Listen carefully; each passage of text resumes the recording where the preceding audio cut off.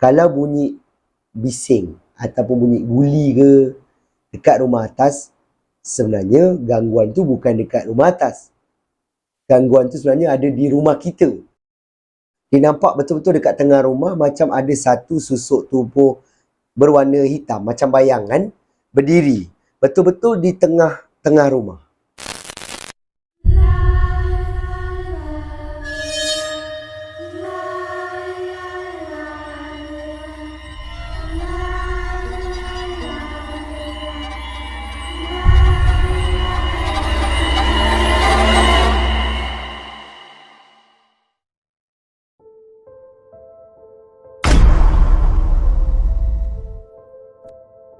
Assalamualaikum dan salam sejahtera. Bersama saya lagi Hanif Abdul Halim di dalam channel Sembang Kopi. Channel yang akan mengetengahkan kisah-kisah seram yang menarik untuk anda dengarkan. Terima kasih diucapkan kepada anda semua yang dah pun subscribe dan terus menyokong channel saya. Yang mana anda semua yang baru je sampai ke Sembang Kopi pun, saya nak ucapkan selamat datang. Saya doakan anda semua yang menonton video ni dipermudahkan segala urusan anda semua dan dimurahkan rezeki yang barokah. Untuk kisah seram kita pada video kali ini, seperti biasa, saya akan kongsikan dengan anda 4 kisah seram yang mana pada saya menarik untuk kita dengarkan. Suka saya ingatkan, jangan terlalu percaya dengan kisah-kisah seram yang diketengahkan. Anggap sajalah kisah-kisah ini hanyalah satu hiburan semata-mata. Jadi, tanpa membuang masa lagi, get your coffee, jom aku story.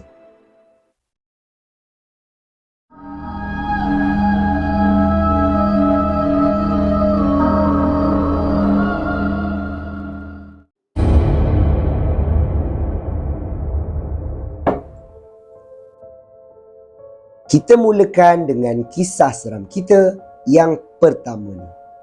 Kisah ini dialami oleh seorang pengirim kita yang bernama Hakimi. Hakimi nyatakan di dalam email pada waktu tu dia ni adalah seorang pelajar di sebuah universiti yang terletak di Gombak, Selangor. Ataupun lebih tepat lagi dinyatakan dalam email adalah Universiti Islam Antarabangsa. Dia ingin berkongsi satu pengalaman seram yang dia sendiri alami, yang mana pada waktu tu dia dalam perjalanan pulang daripada Gombak menuju ke rumah dia yang terletak di Lancang. Pada hari yang dimaksudkan, Encik Hakimi ni dan juga rakan-rakan dia habis di waktu kelas, dia pergi ke sebuah kedai makan fast food untuk mengadakan sesi study group. Lepas tu adalah buat assignment sikit dan sebagainya. Habis je sesi study group ni, dia pun merancang untuk terus pulang ke rumah lah. Sebab waktu dia keluar daripada kedai fast food ni, langit waktu tu dah pun berubah daripada terang nak ke gelap. Dia cakap waktu maghrib waktu tu, jam tak tahulah pukul berapa. Jadi bila dia tengok, alamak, kalau dia gerak lambat, maknanya lambatlah dia sampai rumah, betul tak? Sebab daripada Gombak ke Lancang ni agak jauh juga kalau naik motosikal. Dia pula naik jenis motosikal jenis cup tau, motosikal yang sisi rendah. Jadi okeylah, dia pun start motor, mulakan perjalanan. Dalam perjalanan ni, dia cakap dia terpaksa melalui satu lebuh raya yang kita panggil sebagai lebuh raya Karak. Lebuh raya Karak ni kebanyakannya tak ada lampu, gelap macam tu. Ada yang part ada lampu, ada yang gelap pun ada juga. Jadi dia masuklah melalui tol Gombak dan kemudian terus sampailah ke highway Karak ni. Kereta memang agak banyak pada malam tu, menyebabkan Encik Hakimi ni tak berani untuk bawa di jalan kereta. Jadi dia menunggang motosikal di laluan kecemasan lah, laluan paling tepi. Okey, waktu dia tengah bawa motor ni, dia nampak, dia perasan lah sebelah kanan ni banyak kereta yang potong-potong ni kan. Okay, dalam masa dia tengah tengok kereta di sebelah kanan ni, tiba-tiba di depan dia perasan ada satu susuk tubuh perempuan berpakaian blouse berwarna putih, berdiri betul-betul di orang kata tengah-tengah laluan kecemasan. Jadi bila kita nampak ataupun bila dia nampak je susuk tubuh ni, automatik dia reflect lah, dia akan elak susuk tubuh tu. Sebab keadaan motor dia yang agak laju, memang benda tu berlaku sekelip mata lah. Bila dia keluar je daripada laluan kecemasan, dalam masa yang sama, ada sebuah kereta di laluan kereta ni merapati Encik Hakimi ni. Yang mana dia sempat break lah, dan kemudian dia bagi horn lah. Sebab Encik Hakimi ni tukar lorong secara melulu kan, tanpa signal apa semua. Bila Encik Hakimi dengar ada kereta kat belakang dia, dia masuk balik laluan kecemasan. Dan kemudian dia perhatikan di side mirror motor dia ni, dia nampak memang ada perempuan berbaju blouse putih tu berdiri di tengah-tengah laluan kecemasan ni. Tapi dah semakin jauh lah. Apabila susuk tubuh tu dah tak kelihatan di cermin sisi dia ni, dia pun ambil keputusan untuk berhenti sekejap. Sebab tangan dia dah mula menggigil dah. Jadi dia berhenti di tepi jalan, bagi signal. Dalam masa yang sama, kereta yang horn dia tadi pun berhenti juga di tepi jalan. Dia bagi signal, kereta ni berhenti, dan kemudian kereta ni pasang double signal. Encik Hakimi nampak driver kereta ni keluar tau daripada kereta dia menuju ke arah Encik Hakimi ni. Dia dah agak dah, mesti driver kereta ni nak marah dia lah sebab dia tukar lorong kan. Dan betul, bila driver tu sampai, dia pun cakap lah, kau ni tahu bawa motor ke tak tahu bawa motor ni, pandai? Dia cakap macam tu. Bukan pandai lah, dia gunakan dalam email ni perkataan yang tak baik lah. Jadi saya tukar lah. So dia kata, kalau kau nak mati sekalipun, jangan melibatkan aku, boleh tak? Dia cakap macam tu. Tapi Encik Hakimi ni tak boleh buat apa-apa lah. Dia just boleh, mohon maaf je lah. Saya minta maaf sangat-sangat. Saya terpaksa sebab saya mengelak ada satu perempuan berdiri betul-betul dekat laluan kecemasan tadi. Dia cakap macam tu. Driver kereta ni, muka daripada marah berubah menjadi muka keliru tau. Confused. Perempuan mana? Kau elak perempuan mana ni? Dia cakap dulu. Abang tak nampak ke tadi? Dekat tengah-tengah laluan kecemasan, laluan saya tadi, ada satu perempuan baju blouse putih berdiri. Tu yang saya elak, dia kata. Blouse putih? Jangan kata blouse putih, orang pun aku tak nampak dekat situ. Macam itulah. Dan tiba-tiba suasana jadi senyap tau. Hanya ada bunyi kereta je yang lalu lalang. Driver ni pun senyap, Encik Hakimi ni pun senyap. Dan kemudian Encik Hakimi ni cakap lagi, takkan cik tak perasan dia pakai baju warna putih kot, dia cakap dulu. Tak apalah. Lepas ni bawa motor hati-hatilah, dia cakap macam tu kan. So dia kata dia pun beredar lah daripada situ dan kemudian masuk kereta, teruskan perjalanan. Encik Hakimi ni pun dia teruskan jugalah perjalanan. Dalam dia bawa motor ni, dia duk fikir, adakah pemandu ni tak perasan ada orang dekat tepi jalan ni, ataupun memang tak ada sesiapa dekat tepi jalan ni? Macam tu. Adakah dia seorang je nampak ada perempuan yang berdiri di tepi jalan ni? Menjadi tanda tanya kepada Encik Hakimi lah sehingga sekarang. Dan dia cakap, kalau dia tak sempat elak, apakah yang akan berlaku? Sama ada dia akan kemalangan ke? Kalau dia mengelak ke kiri pun, dia akan kemalangan jugalah sebab dia langgar divider kan. Tapi bernasib baik, kereta yang berada di belakang Encik Hakimi itu sempat break. Kalau tak, dia mesti kena langgar, dia cakap. Sebab kereta tu dah terlalu rapat dengan dia. Jadi itulah pengalaman yang dikongsikan oleh Encik Hakimi.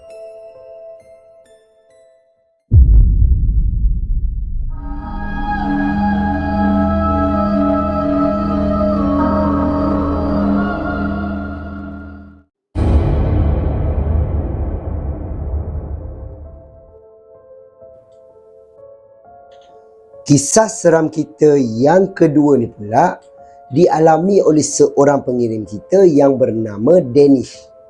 Yang mana Dennis ni, dia pernah mengalami satu gangguan penampakan di sebuah rumah kosong yang mana pada waktu tu dia sedang teman kawan dia untuk berjumpa dengan teman wanita dia. Kisah dia berbunyi begini. Pada waktu tu, Dennis ni dia bekerja di sebuah kilang tau, dekat Johor. Jadi dia dengan housemate dia ni, dia dua-dua satu kilang lah. Yang mana dia tinggal satu rumah. Kawan dia ni ajak dia untuk jumpa teman wanita kawan dia ni. So dia kata, kenapa nak kena ajak aku pula? Kau pergi je lah, dia cakap. Tak boleh sebab rumah tu rumah sewa perempuan. Rumah sewa ni dekat rumah taman lah. Jadi dia kata kalau aku seorang macam, aduh tak manis lah, dia cakap macam tu. Kalau aku ikut pun bukan manis pun, dia cakap macam tu. Dah tak apalah, jom lah, boleh lah, dia kata. Okey lah, dia pun ikutlah kawan dia. Sebab dia cerita dalam email, kawan dia ni seorang yang jagalah, jaga solat, apa orang kata amalnya bagus, baiklah budaknya. So mungkin kalau dia pergi seorang takutlah kan ada orang ketiga. So baguslah kawan dia ni. So si Danish ni pun kata, boleh lah, okey lah. Dia pun siap-siap balik daripada kerja tu. Waktu tu dia balik malam tau. Jadi siap-siap dia kata dia pun terus keluar menaiki motosikal. Motosikal ni naik 2 orang. Dia naik motosikal kawan dia. Kawan dia pun bawa lah sampailah ke rumah teman wanita kawan dia ni. Bila sampai je, si Danish ni dia tunggu atas motor. Dia parking betul-betul depan rumah. Dan kemudian teman wanita kawan ni keluar, berdiri di dalam pagar. Mana dia berbual dekat pagar je lah. Berbual. Si Danish ni pun tengok kawasan rumah ni kan. Ui, besar taman ni. Banyak rumah-rumah besar. Lepas tu ada padang bola, dia cakap macam tu. Waktu si Danish ni tengah pandang sekeliling ni, mata dia terberhenti di sebuah rumah kosong yang kedudukan dia betul-betul di sebelah rumah teman wanita kawan dia ni. Menyebabkan bila dia nampak, sebab rumah ni rumah kosong tau. Satu lagi, pintu pun dah tak ada. Sliding depan dia kotor, kira macam dah lama rumah ni ditinggalkan. Bila dia perhati betul-betul melalui pintu ni, dia nampak betul-betul dekat tengah rumah macam ada satu susuk tubuh berwarna hitam macam bayangan berdiri betul-betul di tengah rumah. Menyebabkan bila dia pandang, apa tu? Tengah-tengah dia tengok ni kan, tiba-tiba bayangan hitam itu berjalan masuk ke satu ruangan, yang mana ruangan tu adalah ruangan dapur. Bila dia masuk je, confirm lah bila dia nampak benda tu bergerak, betul lah ada orang dalam rumah ni, dia cakap macam tu. Dia pun panggil kawan dia. Senjap, dia cakap. Yang kawan dia ni cakaplah dengan dia. Tunggu sekejap. Baru sekejap sangat ni, dia cakap kan. Baru je borak. Bukanlah, sinilah, dia kata. Apa dia? Kawan dia pun datang ke arah dia. Kawan dia cakap pula. Danish ni cakap dengan kawan dia. Aku nampak ada lelaki lah dalam rumah kosong ni, dia cakap macam tu. Lelaki? Mana ada kan rumah kosong ni? Kau salah nampak tak? Betul, tadi dia berdiri kat dalam rumah ni. Lepas tu aku nampak dia masuk kat satu ruangan lah, satu bilik tadi tu. Biarlah, jangan kacau lah, dia cakap tu kan. Tak payah ambil indah lah, buat tak tahu je lah kan. Tak boleh. Sebelah ni rumah perempuan. Sebelah dia pun rumah sewa perempuan juga. Kalau orang ni ada berniat jahat macam mana? Baru kawan dia macam tersentak tau. Betul juga, dia cakap macam tu. Tiba-tiba teman wanita kawan dia ni macam tanyalah, Kenapa? Yang kawan dia bercakap, Nanti. Jadi I bagi tahu. Okay. So dia kata, habis macam mana? Kita nak masuk ke? Kita masuklah, kita tanya. Dia buat apa dalam rumah ni? Dia cakap macam tu. Jom. Si Danish pun turun daripada motor dan kemudian dia buka lampu dekat dia punya torchlight dekat handphone dia. Waktu tu handphone bukan macam sekarang lah. Handphone yang jenis boleh SMS dengan call je. Lepas tu ada Nokia tak silap saya. Atas dia ada lampu. Jadi dia buka lampu dekat telefon tu, dia pun masuk dalam rumah tu dengan kawan dia ni. Danish ni dekat depan. Kawan dia ni walaupun buat semayang, dia lagi berani lah daripada kawan dia.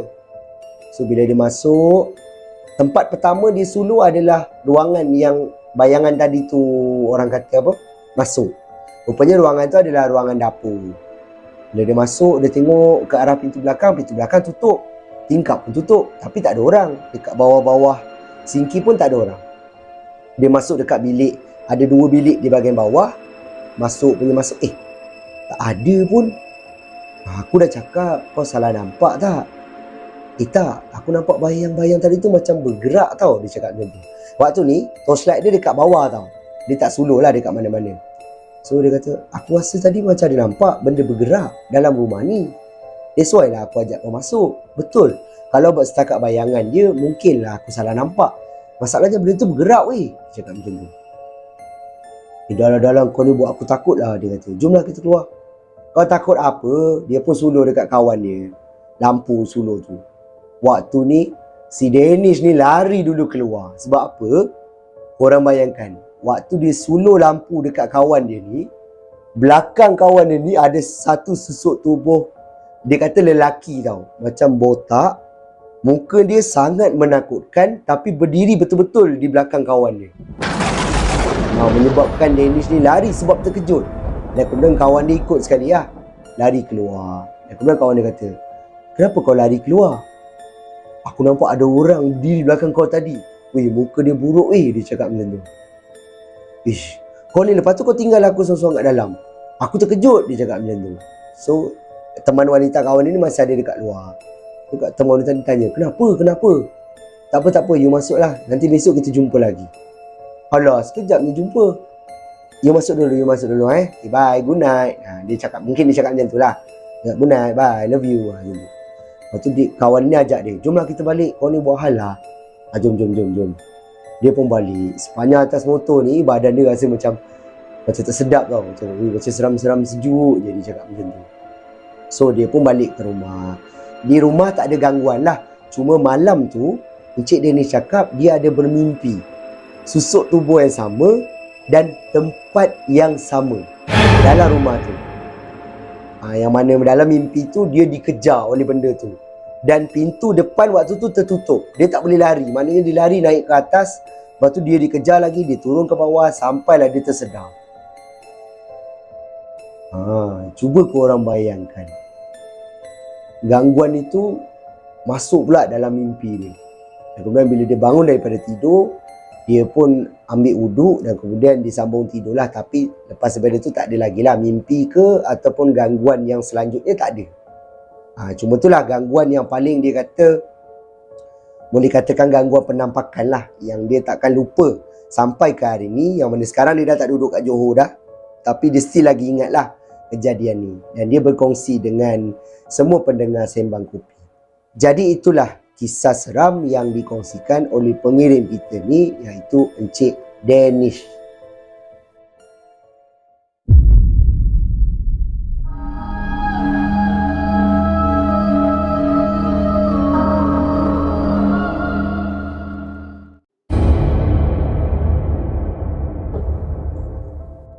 Kisah seram kita yang ketiga ni pula dikongsikan oleh seorang lagi pengirim kita yang bernama Ismail. Saya gelar dia Mael lah, pendek sikit Yang mana Mael dia bagi tahu dia tinggal di Pahang. Tapi secara apa orang kata, tepatnya dia tak bagi tahu lah dekat mana, daerah mana dia tak bagi tahu. Dia direct terus kepada kisah. Yang mana pada waktu tu dia ni dalam perjalanan pulang daripada rumah saudara dia menuju ke rumah dia. Dan dia cakap dia terpaksa melalui satu jalan, yang mana jalan ni adalah jalan Muazzam Shah menghala ke Rompin. Dia nyatakan dalam email juga, jalan ni memang agak keras lah. Saya tak pastilah saya tak pernah lalu jalan ni. So yang mana yang pernah lalu tu, cuba korang tulis kat ruangan komen macam mana keadaan jalan ni. So dalam perjalanan pulang ni, biasalah balik dari rumah saudara mestilah malam, betul tak? Dan dia bila dia drive waktu malam, dia ada satu habit tau. Dia suka buka tingkap waktu dia bawa kereta. Waktu tu dalam kereta dia ada 4 orang. Yang mana sebelah dia ada ayah dia, adik perempuan dia di belakang dengan mak dia. Waktu dia bawa kereta ni mungkin ketiga-tiga penat lah. Jadi tiga-tiga orang ni tidur. Dia pun buka tingkap dan kemudian dia bawa kereta dia. Masuk je ataupun lalu je dekat jalan Muazzam Shah Rompin ni, dia kata dia bawa kereta Wira tau, Wira lama. Jadi bila dia bawa kereta ni, entah macam mana tiba-tiba, pada awalnya tak ada, tapi tiba-tiba dekat atas kereta dia macam ada bunyi besi yang kecil terhentak pada bumbung kereta. Korang dapat bayangkan tak bunyi dia macam mana? Macam tek tek tek tek tek tek. Macam tu banyak kali, menyebabkan Encik Mael ni dia rasa macam bunyi apa tu kan? Adakah dia dah terbayang mungkin aerial. Kan kereta Wira dia ada satu area radio kan yang dekat atas, betul-betul atas driver tu. Mungkin benda tu berlaga dengan bumbung lah, tapi sebelum ni tak pernah berlaku. So okay, tak apalah, dia pun buat tak tahu je. Tapi dia diganggu lah dengan bunyi tu. Tek tek tek tek tek. Bila dah banyak kali agaknya, ni apalah ni, dia kata. Patah ke Ariel aku ni? Dia cakap macam tu. Tengah dia duk fikir ni, tiba-tiba belakang dia diekori oleh sebuah lori. Lori ni lori besar lah. Jadi bila lori tu sampai je belakang kereta Encik Mael ni, lori ni macam main lampu tau. Kejap lampu tinggi, kejap lampu rendah. Macam bagi high beam dekat Encik Mael ni. Encik Mael ni mula-mula rasa macam, lori ni kenapa main-main lampu? Dia tak tahu ke orang depan ni silau, dia cakap tu. Nak potong-potong ni lah. Waktu tu jalan tu tak banyak kereta pun. So nak potong baik potong je kan. Tapi lori ni tak potong dia tau. Lori ni hanya main lampu je. Menyebabkan bila dia dah serabut agaknya dengan lampu lagi, lepas tu bunyi lagi besi atas kereta dia kan. Dia kata, patah ke? Dia pun raba-raba lah atas kereta dia. Nak rasa Ariel dia tu patah ke apa. Letak je tangan atas bumbung. Korang bayangkan, dia rasa ada kain atas kereta dia. Dia rasa dia pegang tu genggam, ada kain atas kereta dia. Waktu ni dia turunkan tangan, dan kemudian bila dia turunkan tangan, dia pegang steering. Kain tadi tu turut, orang kata jatuh lah, turun dan kemudian berkibar betul-betul tepi tingkap dia. Maknanya ada sesuatu duduk atas kereta dia. Jadi bila Encik Mak ni nampak ada kain berkibar ni, dia dah mula panik tau. Dan ayah kepada Encik Mak ni tiba-tiba tersedar daripada tidur, dan kemudian dia pandang, Astaghfirullahalazim, dia kata, tutup tingkap, Mael, dia cakap. Encik Mak ni pun tutup tingkap, dan kemudian dia bawa macam tu kan. Dah selang beberapa jarak agaknya, kain tu pun hilang, macam terbang tau, hilang tak tahu ke mana. Sebab dia tiba-tiba daripada tepi tingkap naik macam tu je, dan hilang. Dan kemudian dia pun bawa, dan kemudian lori belakang ni pun dah tak ada main-main lampu lah. Keluar je dekat jalan besar, dia kata dia macam orang kata apa, terfikir-fikir tau. Apa yang ada dalam kereta aku tadi? Aku dah lah pegang kain tu, dia cakap macam tu kan. Tapi lori tu tadi, bila sampai dekat simpang, Encik Mael ke kiri, dia ke kanan. Dia laluan lain lah. So dia kata, adakah lori tu memang bagi high beam tu main lampu, ataupun nak bagi tahu sesuatu. Nak bagi tahu kereta depan ni, atas kereta kau ada benda duduk. Itu yang Encik Mael ni terfikir-fikir dalam kereta waktu dia bawa kereta sampailah ke rumah. Bila sampai rumah je, muka Cik Mael ni dah mula lain lah, pucat lah kan. Sebab dia macam terkejut kan. Apa atas kereta dia pegang pula tu. Bila dia turun je, mak dia tegur. Mak si Mael ni tegur lah. Kenapa dengan kau ni? Dia cakap macam tu. Kenapa? Macam lain je mak tengok. Tak ada dah, tak ada apa mak. Dia cakap macam tu. So dia pun masuk dalam rumah. Samalah semua masuk dalam rumah. Ayah kepada Encik Mael ni terus pegang bahu Encik Mael tau. Dia kata, Mael.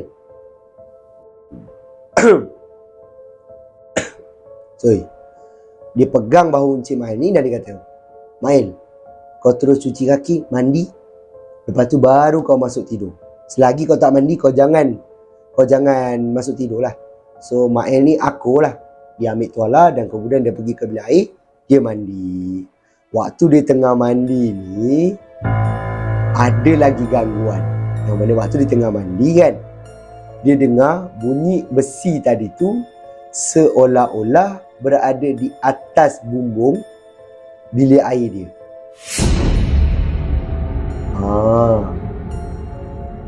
Dia rasa dia dengar bunyi tek-tek tadi tu yang atas bumbung kereta dia. Sekarang ni dah atas bumbung bilik air dia.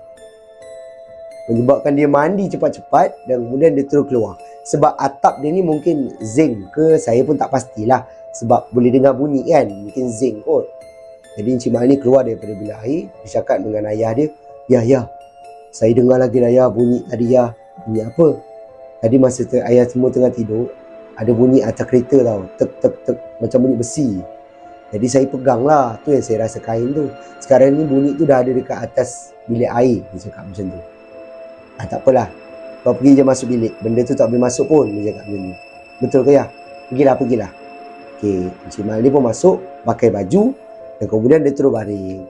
Dan bila dia buka je pintu bilik dia, dia kata dia parti juga dekat luar ni. Dan dia nampak ayah dia sedang pegang macam, tak tahu macam daun ke apa, ada air dalam mangkuk dan kemudian ayah dia tengah buat macam tu. Mungkin air tu air yang dibaca lah. Dia pun tak pastilah. Dan kemudian selepas daripada tu dah tak ada gangguan dah. Keesokan harinya apa semua dah tak ada gangguan lagi lah. Gangguan tu berlaku malam tu je. Cik Mahal kata yang membuatkan dia rasa takut, dia dah pegang kain tu. Dia dah tak dapat bayangkan lah, tiba-tiba dia pegang kain tu, ada tangan pegang tangan dia ke. Mau dia boleh kemalangan jalan raya kot, kan? Sebab dia macam terkejut kan. Dia terpegang tu pun dia terfikir, ada kain lah kan. Mesti Astagfirullahaladzim.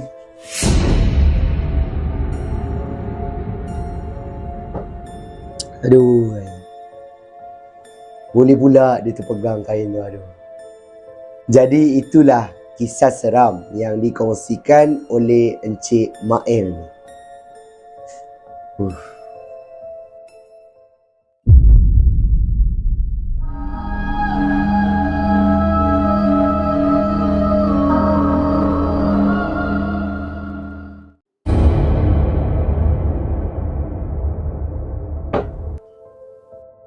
Sampailah masa untuk kisah seram kita yang terakhir untuk video kita pada kali ini.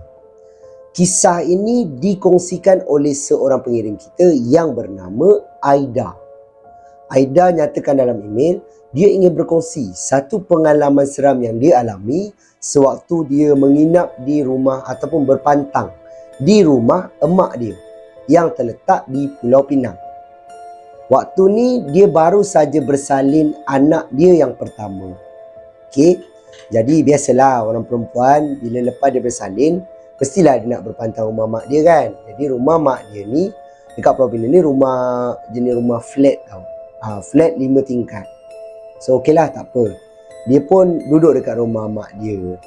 Pada malam yang pertama, kedua okey je. Tapi dia kata ada satu malam ni yang mana dia diganggu dengan bunyi bising daripada rumah atas dia. Biasalah rumah flat, betul tak? Jadi okeylah, dia pun tidur. Waktu dia nak tidur ni, anak dia ni meragam tau. Meragam. Jadi bila bagi susu, nanti kan dengar bunyi bising sikit, nangis. Nanti bagi susu lagi. Dah ni sikit, nangis lagi. Macam tu.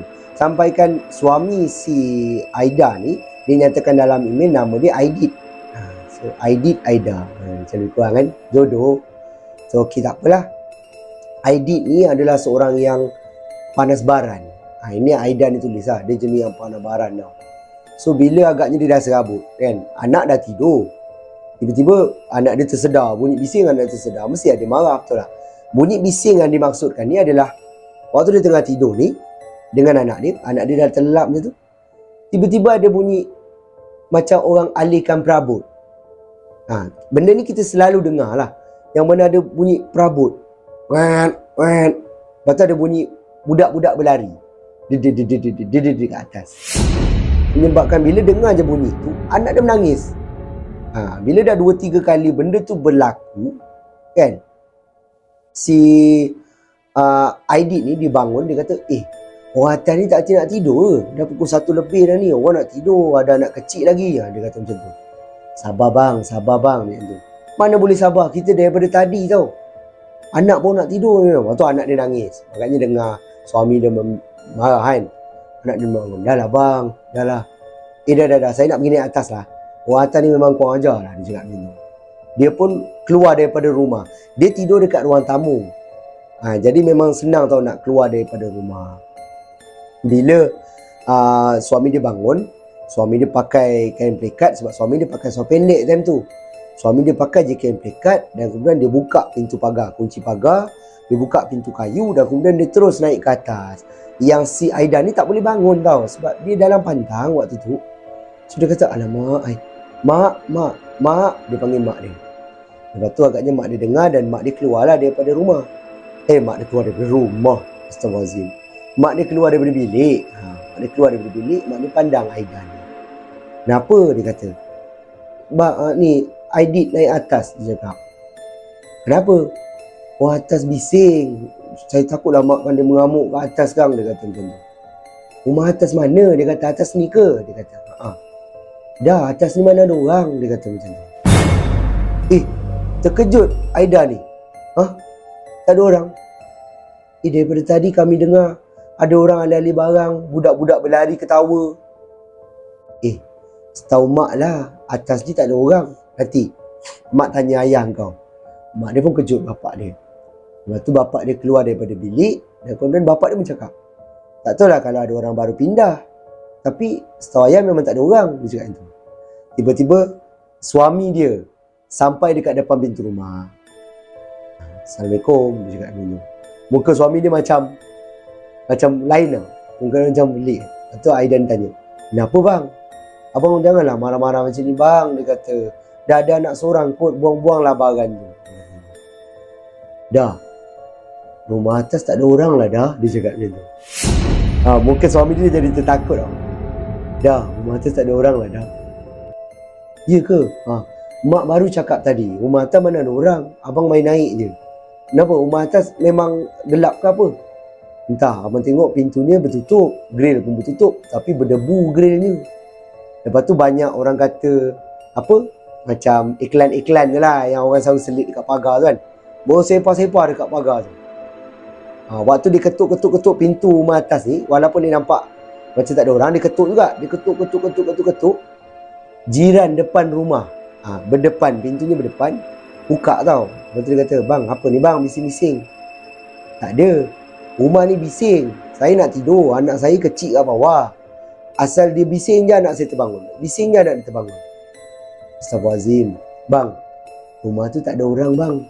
Dah 2 tahun kosong tu, dia cakap macam tu. 2 tahun kosong? Suami dia terkejut dah. Oh biar betul, saya dengar bunyi budak ketawa berlari-lari ni. Abang jangan buat hal lah bang, dah pukul 1 lebih ni. Abang, baik abang balik rumah bang. Rumah ni memang kosong. 2 tahun dah tak ada orang. Saya tahulah, saya duduk lama dekat sini. Okeylah kalau macam tu. Suami dia terus turun bawah. Itu yang suami dia masuk balik rumah tu. Bila suami dia masuk je dekat dalam rumah, ayah kepada Aida ni bagi tahu suami dia, tutup pintu, kunci. Pergilah cuci kaki. Cuci kaki.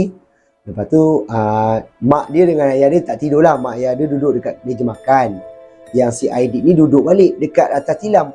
Tengok anak dia. Anak dia dah tidur time tu. Kena popok dengan isteri dia. Diorang berbual lah 4 orang. Dan kemudian ayah dia ni cakap, kalau setahu ayah lah, orang tua-tua cakap ataupun orang lama-lama cakap, kalau bunyi bising ataupun bunyi guli ke dekat rumah atas, sebenarnya gangguan tu bukan dekat rumah atas. Gangguan tu sebenarnya ada di rumah kita. Betul ke? Betul. Orang lama cakap macam tu. So ayah rasa mungkin ada gangguan lah berlaku. Kau pun ada anak kecil kan, baby lagi.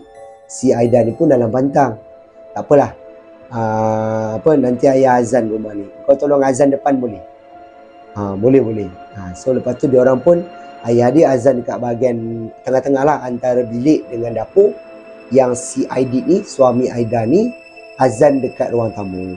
Malam tu diorang tidur tak ada gangguan lagi lah. Bunyi-bunyi pun tak ada apa semua. Saya pun pernah dengar lah benda ni. Bukan pernah dengar lah, mak ayah saya pernah cakap dengan saya lah. Mana-mana kalau duduk rumah flat, saya pernah duduk apartmen dulu. Jadi bila dengar macam bunyi guli ke dekat atas, sebenarnya bukan rumah atas, rumah kita dekat atas ni kan. Sebab jin-jin apa semua ni, macam contohlah umusibian dan sebagainya, dia kan melekat pada dinding. Jadi kebetulan pula rumah mak si Aida ni ada orang berpantang kan ada darah nifas kan, masih ada darah lagi. Dan kemudian semangat masih lagi, orang kata yelah lemah lah kan, badan masuk angin dan sebagainya. Baby kecil pula, memang terdedah lah dengan gangguan-gangguan dan sebegitu. Tapi Aida cakap memang muka suami dia daripada baran tadi, tiba-tiba masuk dalam rumah, Assalamualaikum. Dah, rumah atas tak ada orang lah dah. Muka dia terus jadi muka takut. Itu yang menyebabkan Aida kata ada kelakar sikit lah kat situ. Daripada mula-mula lelaki dia marah, tiba-tiba jadi takut kan. Tapi waktu bunyi-bunyi tu, diorang tak rasa takut lagi. Bila diorang dapat tahu, si Aida ni dapat tahu rumah atas ni kosong, barulah si Aida ni rasa macam seram lah. Sebab dia dengar bunyi tapak kaki berserta suara kanak-kanak ketawa tau. Bukan suara tapak kaki je. So, apa yang berada di rumah atas ataupun yang berada di rumah dia waktu tu? Wallahualam. Jadi, itulah pengalaman yang dikongsikan oleh pengirim kita ni, iaitu Aida.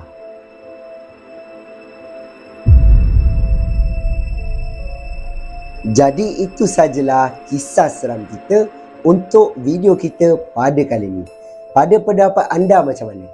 Dalam kesemua kisah yang saya kongsikan dengan anda ni, mana satu kisah yang paling menyeramkan? Anda boleh tinggalkan pendapat anda di ruangan komen dekat bawah.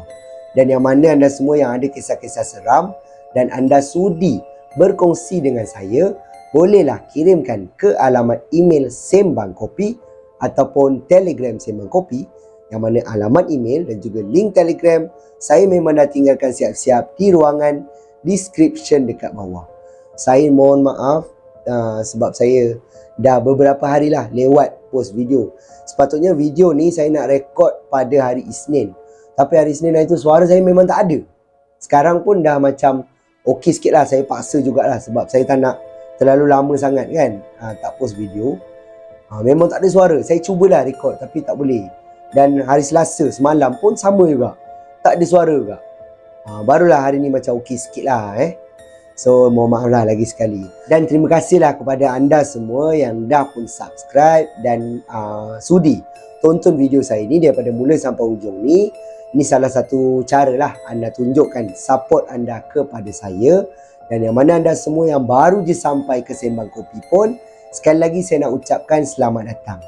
Dan sekiranya lah anda suka dengan cara penyampaian saya ataupun anda terhibur dengan kisah-kisah seram yang saya kongsikan dengan anda ni, saya hargai sangat-sangat. Kalau anda dapat bantu saya, bantu channel saya dengan tekan butang like, butang subscribe dan juga butang lonceng supaya anda tak akan terlepas apa-apa video yang saya akan upload lagi lepas ini. Itu sajalah daripada saya. Pesanan saya, jagalah kesihatan anda, pastikan anda sentiasa dalam keadaan yang selamat, berhati-hati ketika memandu sekiranya anda pergi ke mana-mana. Kita jumpa lagi di video yang akan datang. Assalamualaikum. See ya.